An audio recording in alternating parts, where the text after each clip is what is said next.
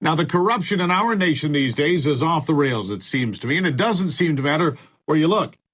There are people willing to lie to us, no matter how obvious it is that they are, in fact, lying. They don't care. They don't care about the folks. We're being lied to by politicians, which I guess is to be expected. I mean, politicians lie all the time, right? So that's normal. But when every member of the president's cabinet is willing to lie about pretty much everything, how are we going to have faith in anything? It's an important question. I mean, it's obvious the southern border is wide open. Millions of people streaming into the country illegally, and yet everyone on Biden's team tells us day after day the border is secure. Well, that's absolutely not true. And the result of the invasion, the one they claim is not happening, is the destruction of American neighborhoods and cities, and the very fiber of who we are as Americans. And even though the Democrats like to scream racism, that's not what the border security is all about, because the illegals coming into the country are going to affect minority communities far worse than any other part of America, and everyone knows it. For example, here's a Hispanic woman, a grandmother in New York City.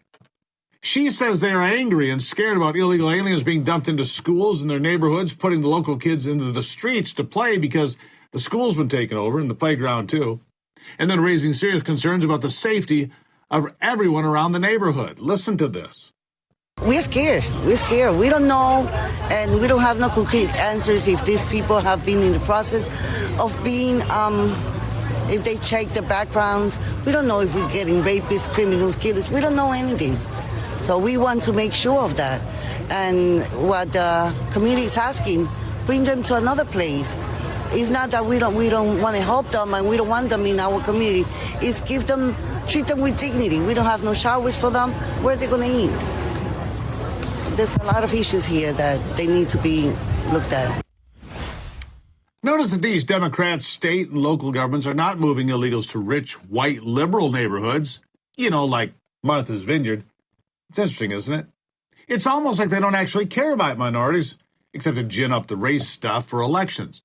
Perhaps we should all remember that come 2024 and beyond. And do you think that grandmother we just heard from believes the southern border is safe and secure, or that we need immigration reform? No, of course not. What she thinks, like most of us, is that there's a huge problem and everyone's lying about it. And the people that are supposed to actually hold the government accountable, and the policymakers and the politicians, well, they're not doing their jobs at all. In fact, it appears most of them work for the Democrat Party itself. That's right, the national news media is failing all of us. They're not doing the job that is so critical to keeping our government honest and our nation secure.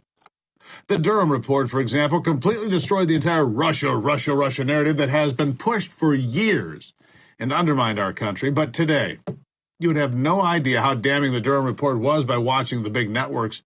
And the answer now is, if the media isn't going to hold these people accountable, who is?